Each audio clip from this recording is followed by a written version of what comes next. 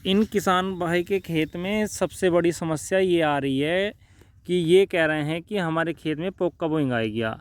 लेकिन जब इनका खेत देखा गया तो इसमें सबसे ज़्यादा समस्या थी कि इनके पत्ते जो हैं गन्ने के साइड वाली पत्ती जो है ये साइड में से ऊपर की लब से सूख रही है।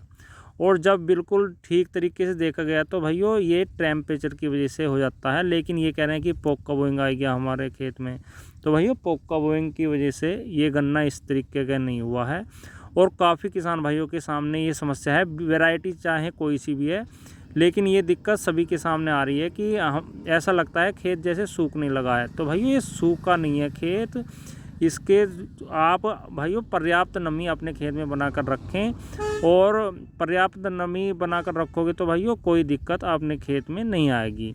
और दूसरी बात भाइयों, अगर आप के खेत में ये देखो, इस खेत में भाइयों थ्रिप्स की भी शिकायत है, तो इन्होंने भाइयों थ्रिप्स के लिए इस खेत में अभी कोई दवाई नहीं लगाई है। तो भाइयों थ्रिप्स के लिए आप एक फिप्रोनिल 5% एससी फॉर्म में आती है, ये कीटनाशक है फिप्रोनिल, जो काफ़ी किसान भाई इसे जानते हैं। तो आप फिप्रोनिल लो 5% एससी फॉर्म में 500 ml प्रति एकड़ की डोज। और भाइयों इसके साथ जो आपका गन्ना पौधा ये सूखने की समस्या है, तो भाइयों इसके लिए आप क्वांटिस ले सकते हैं 400 ml प्रति एकड़। ये स्ट्रेस में जो पौधा गया है ये भाइयों सही हो जाएगा। अगर आप क्वांटिस लगाओगे तो भाइयों बहुत बढ़िया होके पौधा चलेगा। और ये जो जितने भी आपके गन्ना स्ट्रेस में है ये भी सही हो जाएगा।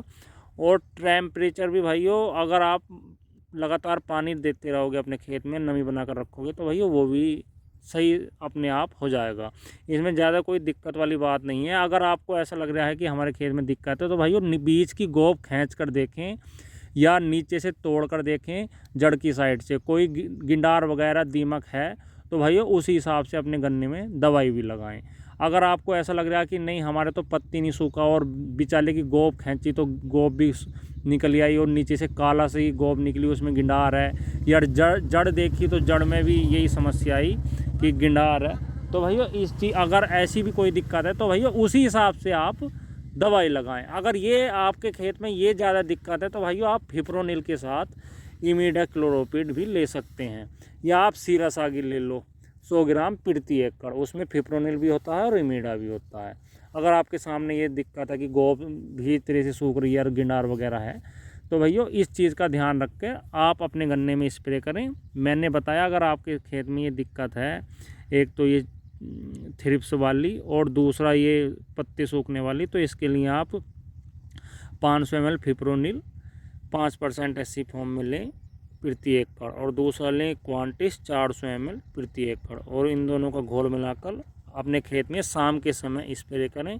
शाम के समय स्प्रे करने का बढ़िया रिजल्ट मिलता है।